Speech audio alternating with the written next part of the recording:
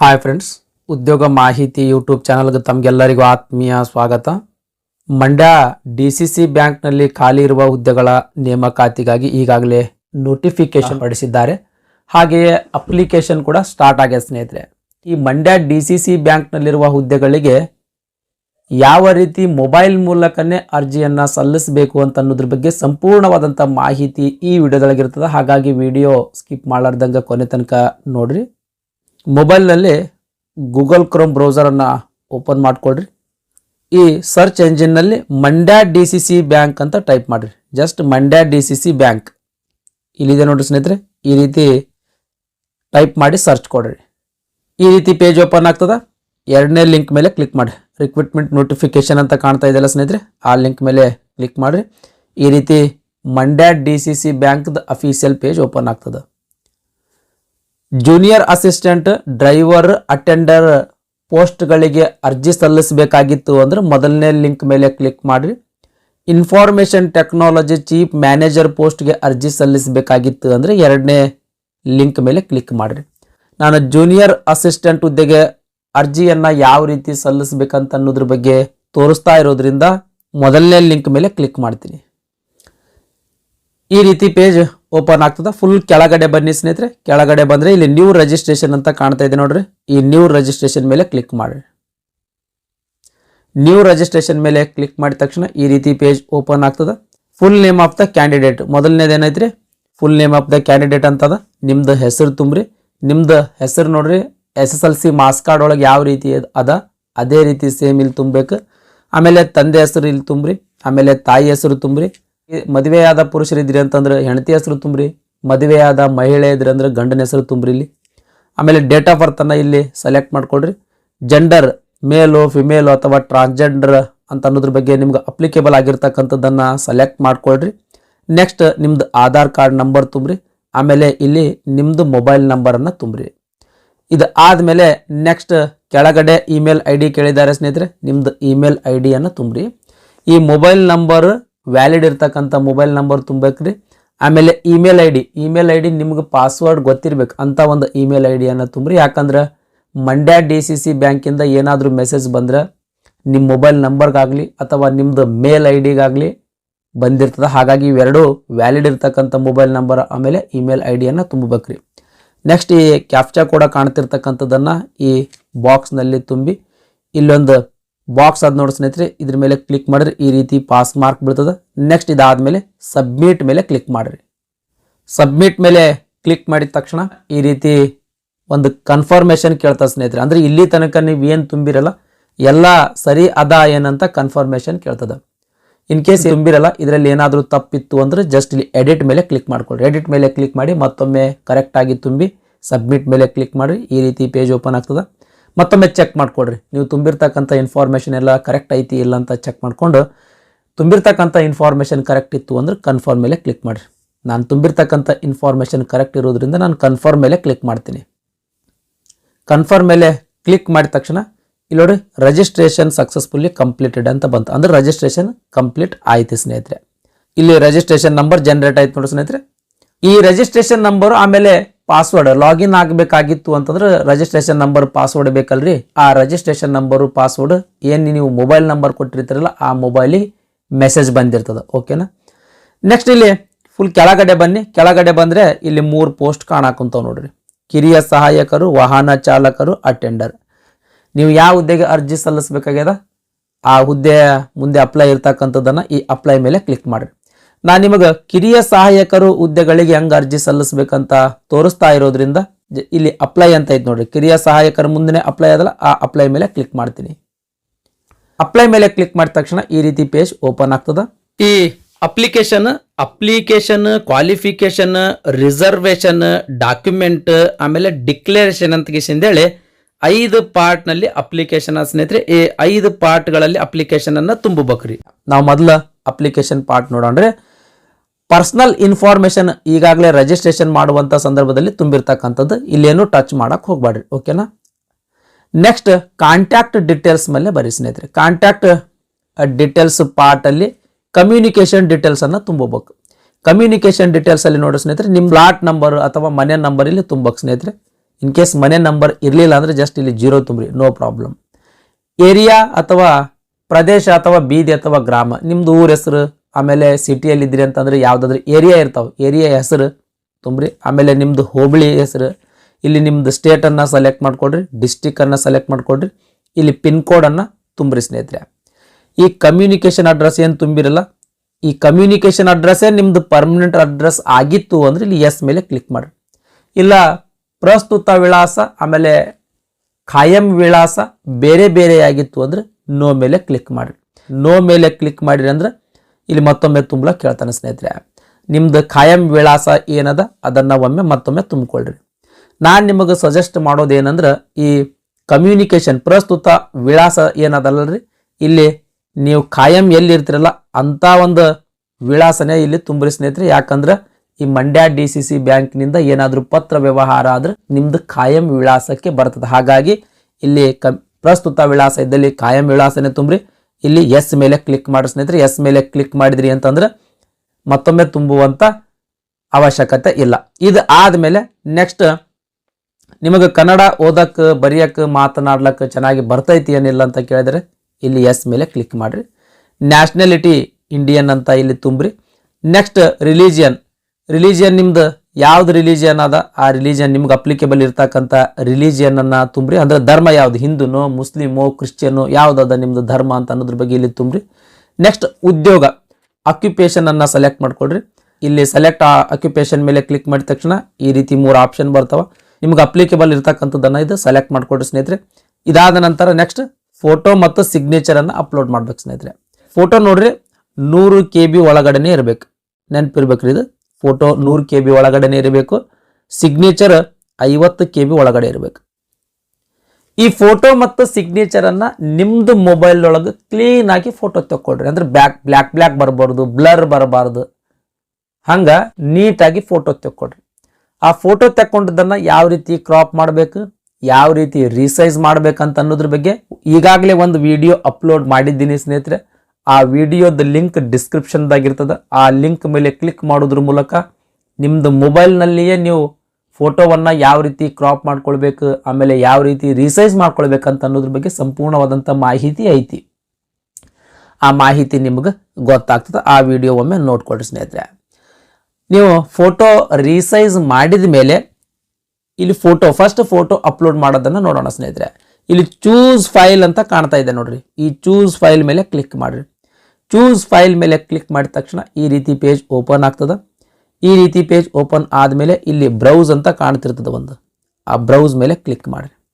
Browse ಮೇಲೆ click ಮಾಡಿದ ತಕ್ಷಣ ಈ ರೀತಿ ಪೇಜ್ ಓಪನ್ ಆಗ್ತದೆ ಸ್ನೇಹಿತರೆ. ಇಲ್ಲಿ 3 ಗೆರೆ ಅದಾವ ನೋಡ್ರಿ. ಆ 3 ಗೆರೆದ ಮೇಲೆ ಕ್ಲಿಕ್ ಮಾಡ್ರಿ. ಈ 3 ಗೆರೆದ ಮೇಲೆ ಕ್ಲಿಕ್ ಮಾಡಿದ ತಕ್ಷಣ ಈ ರೀತಿ ಆಪ್ಷನ್ಸ್ ಓಪನ್ ಆಗ್ತಾವ. ಇಲ್ಲಿ ಗ್ಯಾಲರಿ ಅಂತ ಐತಿ ನೋಡಿ ಸ್ನೇಹಿತರೆ. ಈ ಗ್ಯಾಲರಿ ಮೇಲೆ ಕ್ಲಿಕ್ ಮಾಡ್ಕೊಡ್ರಿ. ಈ ಗ್ಯಾಲರಿ ಮೇಲೆ ಕ್ಲಿಕ್ ಮಾಡಿದ ತಕ್ಷಣ ಈ ರೀತಿ ಪೇಜ್ ಓಪನ್ ಆಗ್ತದೆ ನೋಡ್ರಿ. ನಮ್ದು ವಿಡಿಯೋ ನೋಡಿ ಯಾರು ರೀಸೈಜ್ ಮಾಡಿರ್ತೀರಲ್ಲ ಫೋಟೋ ಮತ್ತು ಸಿಗ್ನೇಚರ್, ಅದು ನಾನು ಆ ವಿಡಿಯೋದೊಳಗೆ ಕ್ಯೂ ರೆಡ್ಯೂಸ್ ಲೈಟ್ ಆ್ಯಪ್ ಮೂಲಕ ರೀಸೈಜ್ ಮಾಡೋದು ಹ್ಯಾಂಗ್ ಅಂತ ಹೇಳಿಕೊಟ್ಟಿದ್ದೀನಿ. ಆ ಆ್ಯಪ್ ಮೂಲಕ ನೀವೇನಾದರೂ ರೀಸೈಜ್ ಮಾಡಿದ್ರಿ ಅಂತಂದ್ರೆ ರೀಸೈಜ್ ಮಾಡಿರ್ತಕ್ಕಂಥ ಫೋಟೋ ಮತ್ತು ಸಿಗ್ನೇಚರ್ ಈ ಕ್ಯೂ ರೆಡ್ಯೂಸ್ ಲೈಟ್ ಅಂತ ಆಟೋಮೆಟಿಕ್ ಒಂದು ಫೋಲ್ಡರ್ ಕ್ರಿಯೇಟ್ ಮಾಡ್ತದೆ ಆ್ಯಪ್. ಆ ಫೋಲ್ಡರ್ ಕ್ರಿಯೇಟ್ ಮಾಡಿ ಈ ಫೋಲ್ಡರ್ನಲ್ಲಿಯೇ ನಿಮ್ಮದು ಫೋಟೋ ಮತ್ತು ಸಿಗ್ನೇಚರ್ ಸೇವ್ ಮಾಡಿರ್ತದೆ ಸ್ನೇಹಿತರೆ. ಹಾಗಾಗಿ ನೀವು ಕ್ಯೂ ರೆಡ್ಯೂಸ್ ಲೈಟ್ ಫೋಲ್ಡರನ್ನು ಓಪನ್ ಮಾಡ್ಕೊಳ್ರಿ. In case Q reduce lite app use ಮಾಡ್ದೇನೆ ನೀವು ಫೋಟೋ ಮತ್ತು ಸಿಗ್ನೇಚರ್ ರೀಸೈಜ್ ಮಾಡಿದ್ರಿ ಅಂತಂದ್ರೆ ಯಾವ ಫೋಲ್ಡರ್ ಒಳಗೆ ನಿಮ್ದು ಫೋಟೋ ಮತ್ತು ಸಿಗ್ನೇಚರ್ ಅದು ಆ ಫೋಲ್ಡರನ್ನು ನೀವು ಸೆಲೆಕ್ಟ್ ಮಾಡ್ಕೊಳ್ರಿ ಸ್ನೇಹಿತರೆ. ನಾನು ಕ್ಯೂ ರೆಡ್ಯೂಸ್ ಲೈಟ್ ಆ್ಯಪ್ ಮೂಲಕ ಫೋಟೋ ಮತ್ತು ಸಿಗ್ನೇಚರ್ ರೀಸೈಜ್ ಮಾಡಿರೋದ್ರಿಂದ ಈ ಕ್ಯೂ ರೆಡ್ಯೂಸ್ ಲೈಟ್ ಅನ್ನೋ ಒಂದು ಫೋಲ್ಡರನ್ನು ಓಪನ್ ಮಾಡ್ಕೊಳ್ತೀನಿ. ಇಲ್ಲಿ ಫೋಟೋ ಕಾಣ್ತಾ ಇದೆ ಸ್ನೇಹಿತರೆ. ಈ ಫೋಟೋದ ಮೇಲೆ ಕ್ಲಿಕ್ ಮಾಡ್ತೀನಿ. ಫೋಟೋದ ಮೇಲೆ ಕ್ಲಿಕ್ ಮಾಡಿದ ತಕ್ಷಣ ಈ ರೀತಿ ಇಂಪೋರ್ಟ್ ಆಗ್ಬೇಕು ಸ್ನೇಹಿತರೆ. ನೋಡಿರಿ ಅಪ್ಲಿಕೇಶನ್ದೊಳಗೆ ಬಂತಲ್ಲ, ಅದೇ ರೀತಿ ಸೇಮ್ ಈಗ ಸಿಗ್ನೇಚರ್ ಅದ. ಈ ಸಿಗ್ನೇಚರ್ ಮುಂದೆ ಚೂಸ್ ಫೈಲ್ ಅದ. ಈ ಚೂಸ್ ಫೈಲ್ ಮೇಲೆ ಕ್ಲಿಕ್ ಮಾಡಿ. ಚೂಸ್ ಫೈಲ್ ಮೇಲೆ ಕ್ಲಿಕ್ ಮಾಡಿದ ತಕ್ಷಣ ನೆಕ್ಸ್ಟ್ ಇಲ್ಲಿ ಬ್ರೌಸ್ ಅಂತ ಕಾಣ್ತಿದೆ ನೋಡಿ ಸ್ನೇಹಿತರೆ. ಆ ಬ್ರೌಸ್ ಮೇಲೆ ಕ್ಲಿಕ್ ಮಾಡಿ.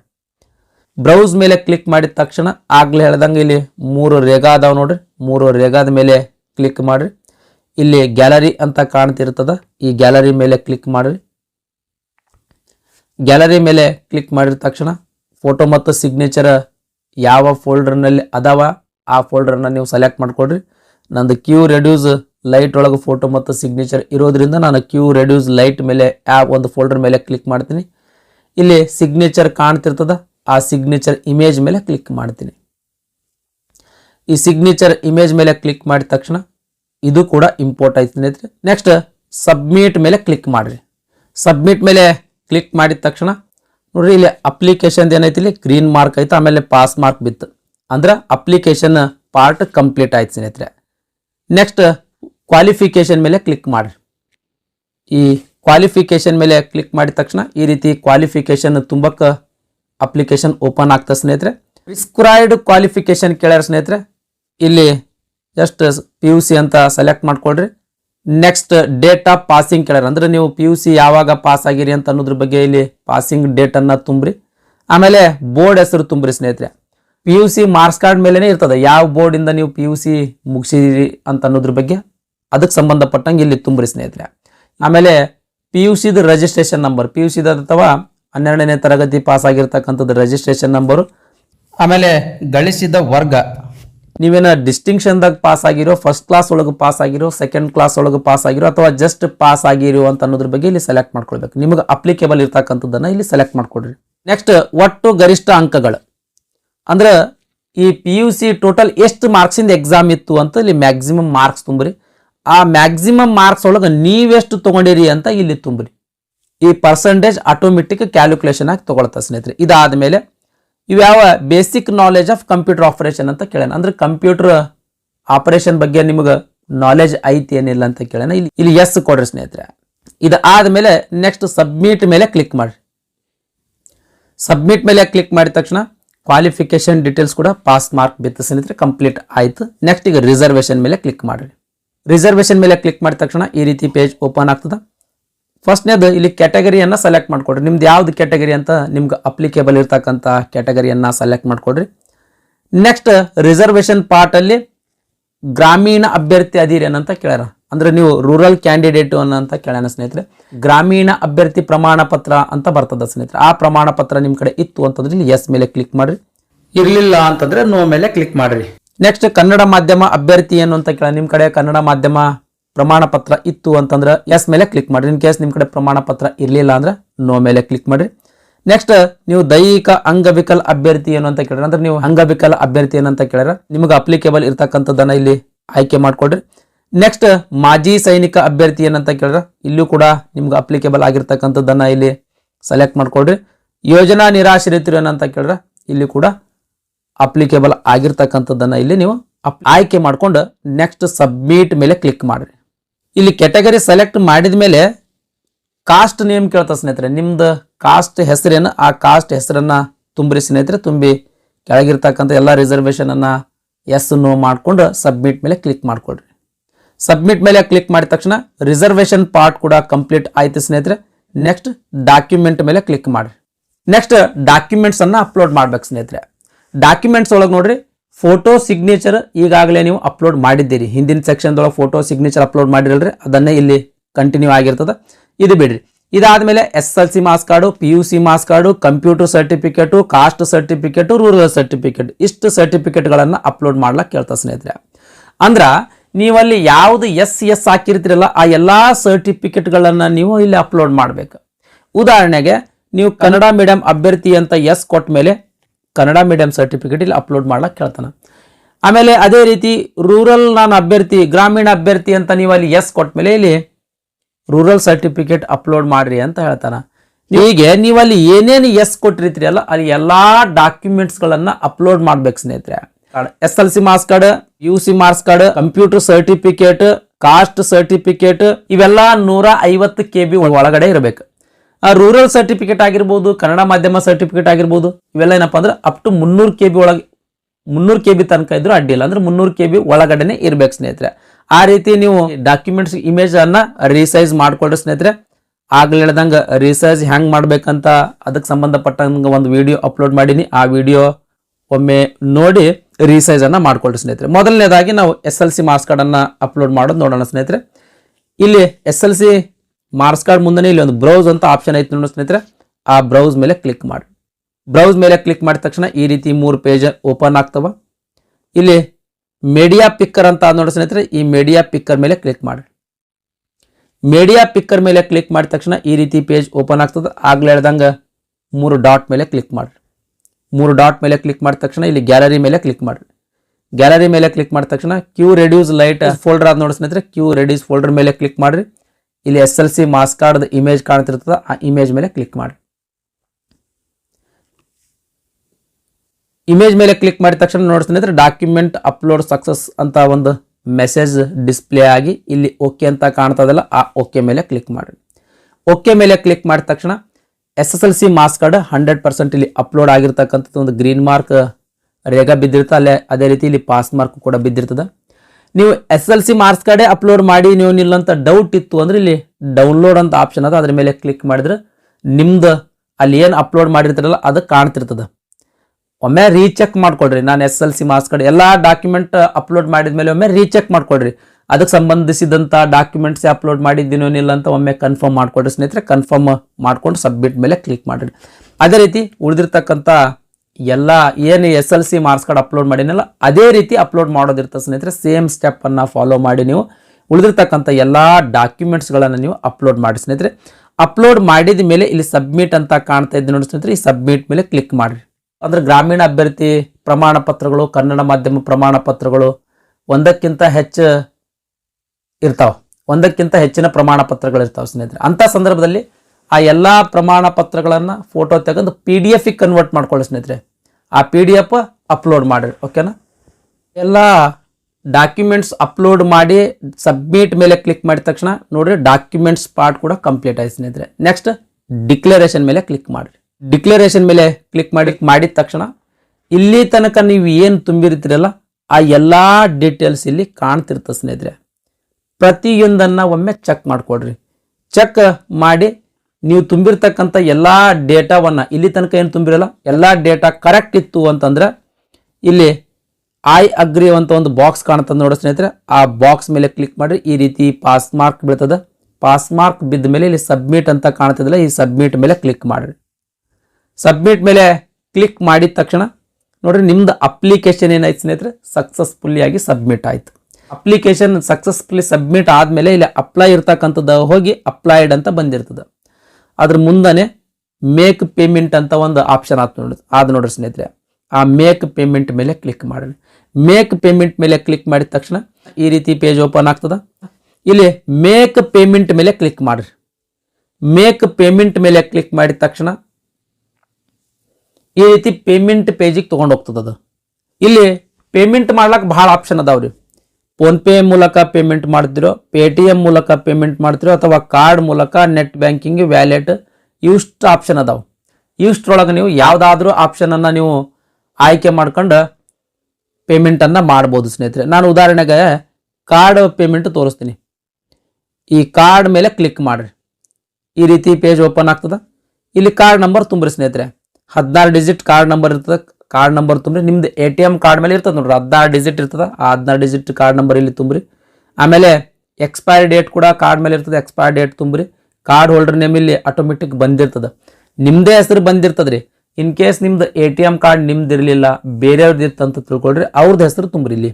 ಓಕೆನಾ? ಇಲ್ಲಿ CVV ಕೋಡ್ ಕಾಣ್ತಿರ್ತದೆ. ಈ CVV ಕೋಡ್ ತುಂಬ್ರಿ. ಅಂದ್ರೆ ATMದ ಕಾರ್ಡಿಂದ ಬ್ಯಾಕ್ ಸೈಡ್ ಇರ್ತದೆ CVV ಕೋಡ್. ಓಕೆನಾ? ಆ CVV ಕೋಡ್ ತುಂಬಿ ಇಲ್ಲಿ ಪೇ ನೌ ಮೇಲೆ ಕ್ಲಿಕ್ ಮಾಡಿರಿ. ಪೇ ನೌ ಮೇಲೆ ಕ್ಲಿಕ್ ಮಾಡಿದ ತಕ್ಷಣ ಒಂದು OTP ಹೋಗ್ತದೆ. ಯಾರ್ದು ATM ಕಾರ್ಡ್ ಹಾಕಿರ್ತಿರಲ್ಲ, ATM ಕಾರ್ಡ್ ಡೀಟೇಲ್ಸ್ ಹಾಕಿರ್ತಿರಲ್ಲ, ಆ card holder registered mobile number ಒಂದು OTP ಬಂದಿರ್ತದೆ.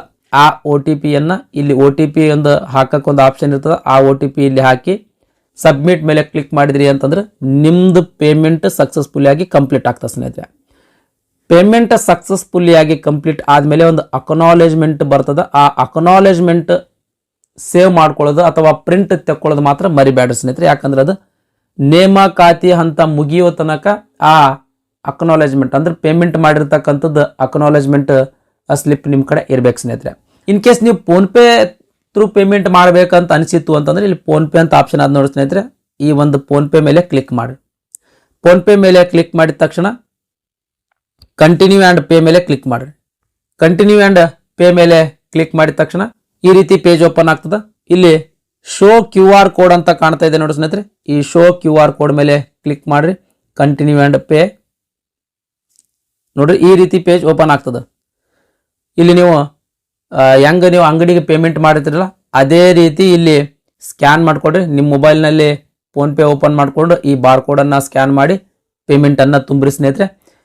ಫೋನ್ಪೇ ಎದಕ್ಕೆ ಮಾಡಬೇಡ, ನಿಮ್ಗೆ ಫೋನ್ಪೇ ಥ್ರೂ ಪೇಮೆಂಟ್ ಯಾಕೆ ಮಾಡಬೇಡ ಅಂತೀನಿ ಅಂದ್ರೆ ಇಲ್ಲಿ ನೋಡ್ರಿ 45 ರೂಪಾಯಿ ಎಕ್ಸ್ಟ್ರಾ ತೊಗೊಳ್ತಾ ಇದ್ದಾರೆ. ಕಾರ್ಡ್ ಪೇಮೆಂಟ್ ಆದರೆ ಬರೀ 10 ರೂಪಾಯಿ ಎಕ್ಸ್ಟ್ರಾ ಅದ. ಫೋನ್ಪೇ ಥ್ರೂ ಮಾಡಿರಂದ್ರೆ ನೀವು ಎಕ್ಸ್ಟ್ರಾ 30 ರೂಪಾಯಿ ಕಳ್ಕೊಳ್ತೀರಿ. ಹಾಗಾಗಿ ಕಾರ್ಡ್ ಥ್ರೂನೇ ಪೇಮೆಂಟ್ ಮಾಡಿರಿ ಸ್ನೇಹಿತರೆ. ಇದಿಷ್ಟು ನೋಡ್ರಿ ಅಪ್ಲಿಕೇಶನ್. ಈ ಮಂಡ್ಯ DCC ಬ್ಯಾಂಕ್ನಲ್ಲಿನ ಖಾಲಿ ಇರುವ ಹುದ್ದೆಗಳಿಗೆ ಯಾವ ರೀತಿ ಅರ್ಜಿಯನ್ನು ನಿಮ್ಮ ಮೊಬೈಲ್ ಮೂಲಕನೇ ಸಲ್ಲಿಸಬೇಕು ಅಂತ ಅನ್ನೋದ್ರ ಬಗ್ಗೆ ಸಂಪೂರ್ಣವಾದಂತಹ ಮಾಹಿತಿಯಾಗಿತ್ತು. ಈ ವಿಡಿಯೋ ನಿಮ್ಗೆ ಇಷ್ಟ ಆಗಿತ್ತು ಅಂದ್ರೆ ದಯಮಾಡಿ ಲೈಕ್ ಬಟನ್ ಮೇಲೆ ಪ್ರೆಸ್ ಮಾಡ್ರಿ. ಅದೇ ರೀತಿ ನಿಮ್ಮ ಫ್ರೆಂಡ್ಸರಿಗೂ ಕೂಡ ಶೇರ್ ಮಾಡ್ರಿ ಅಂತ ವಿನಂತಿಸಿಕೊಳ್ತಾ ಇವತ್ತಿನ ವಿಡಿಯೋವನ್ನು ಮುಗಿಸ್ತಾ ಇದ್ದೀನಿ. ಧನ್ಯವಾದಗಳು.